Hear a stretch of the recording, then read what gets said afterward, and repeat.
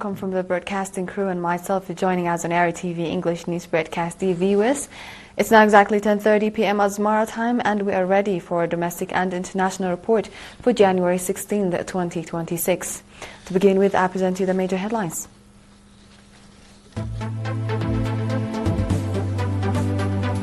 Meeting on ensuring social welfare conducted in the Central region. Contribution of microcredit and savings program appreciated in Porto Sawa subzone. In our international, China and Canada announced tariffs relief. And the United States opens new missile facility in Qatar.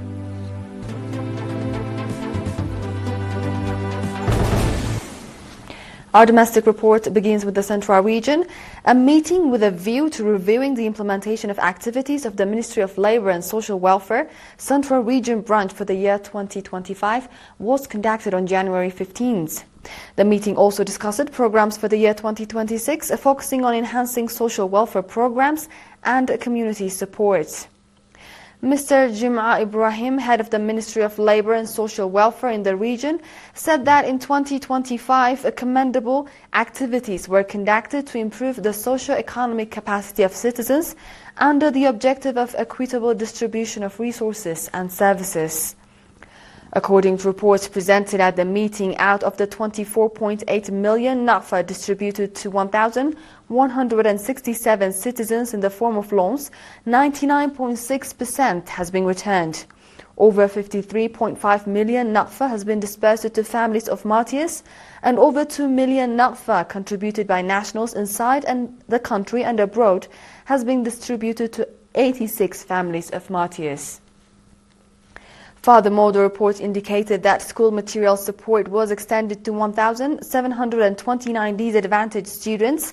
684,000 nafa was extended in support of foster families, and material support worth 122,420 nafa was provided to 25 disabled children. Vocational training in collaboration with Hara Transportation Company was provided to 44 disadvantaged children. Speaking at the occasion, Ms. Lu'ul Gabraab, Minister of Labour and Social Welfare, commending the activities conducted by the office branch, urged reinforced efforts for better outcomes. Moving on to Porto Sawa subzone, women customers of the microcredit and savings program in Porto Sawa subzone reported that the opportunity created by the program has enabled them to improve their livelihoods. They also stated that the program has provided them with the opportunity to work, enhance their living conditions, and positively influence fellow citizens in their area. Mr. Girmay Barahi, head of the office branch in the subzone, said that the program provides low-interest loans to citizens living in remote areas of the subzone. He also noted that many people in the subzone have become beneficiaries of the program, both in groups and at the individual level, to improve their livelihoods through establishing small-scale trade and other income-generating activities. Indicating that there are 851 customers in the subzone, including 37 females, Mr. Girmay called on the customers to properly utilize the loans provided to them to improve their livelihoods and to return the loans on time. The beneficiary families, commending the opportunity provided to them, called on others to take advantage of the loan opportunity offered by the microcredit and savings program.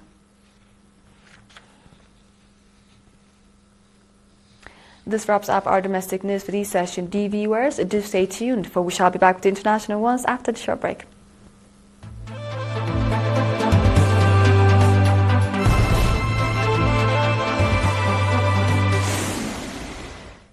Welcome back. Now, the global arena, Chinese leader Xi Jinping and Canadian Prime Minister Mark Carney have announced lower tariffs, signaling a reset in their country's relationship after a key meeting in Beijing. China is expected to lower levies on Canadian canola oil from 85% to 15% by March 1st, while Canada has agreed to tax Chinese electric vehicles at the most favored nation rate, 6.1%, Prime Minister Carney told reporters.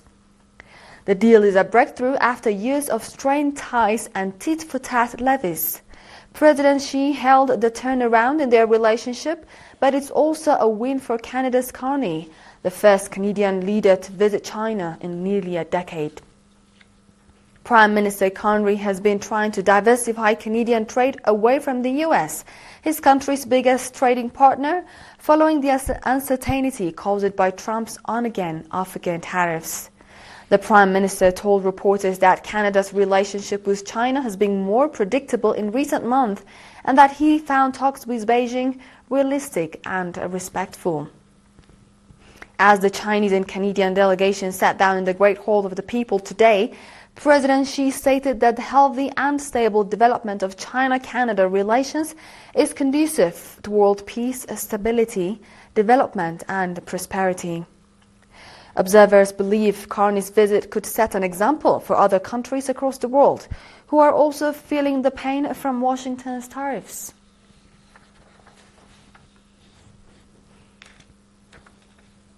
Our focus now shifts to the United States. The country opened a new air and missile defense coordination cell at a key air base in Qatar during rising tensions with Iran and President Donald Trump's promises to assist protesters in the Islamic Republic.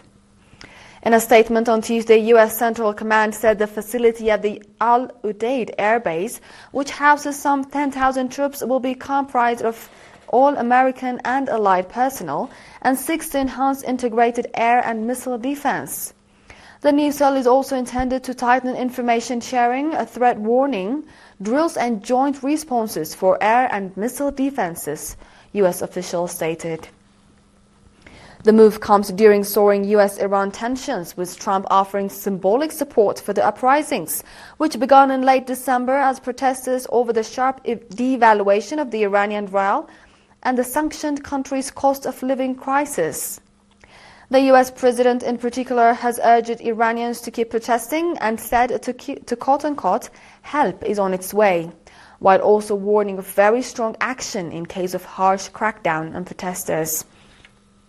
Iran's Foreign Minister Abbas Araghchi said Tehran did not seek war but was prepared for it, and Iranian officials have warned neighboring states that host U.S. forces that they could face a retaliation if Washington attacks.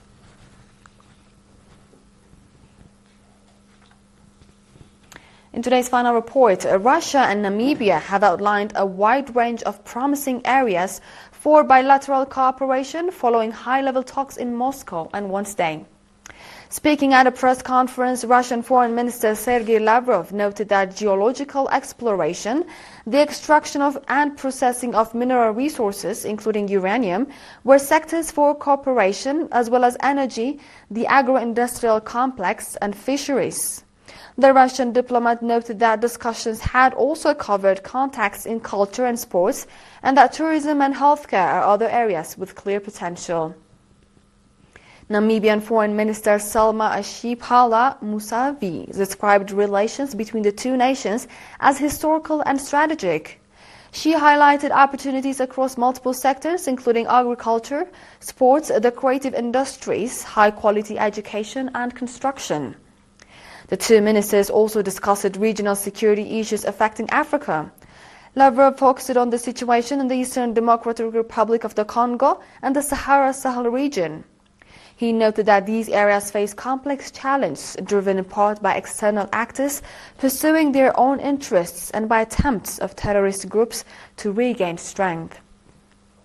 Lavrov stressed that Russia advocates for African countries to lead in resolving their internal problems, while external players should respect the approach developed by Africans and provide possible support for the practical implementation of these approaches.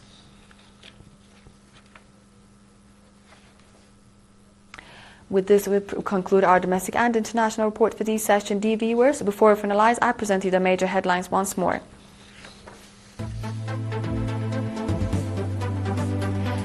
Meeting on ensuring social welfare conducted in the Central region. Contribution of microcredit and savings program appreciated in Porto Sawa subzone.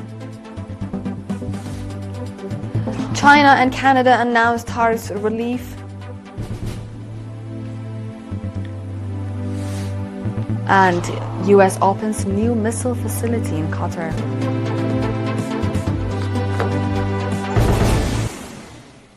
This was The World on Friday with ERi-TV English News Broadcast. Dear viewers, from all of us here, thank you for watching.